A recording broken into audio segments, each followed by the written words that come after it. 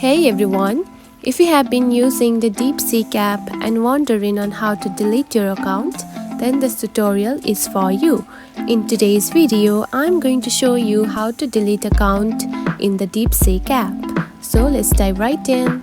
First of all, find the Deepseek app on your home screen. Now open it. After opening the app, you will see something like this on your home screen. Now tap onto two lines at the top left corner, just right here. Now tap on it. Then here you can find your Google account just right here at the bottom. Now tap on it. Then scroll down and here you can find the option of delete account at the bottom, just right here. Now select it. Now to delete account, simply tap on to delete once again, just right here. And after deleting and confirming it, your account will be deleted. And that's it. This is how you can delete your account in the Deepseek app. If you found this video helpful, don't forget to like and subscribe for more tips. Thanks for watching.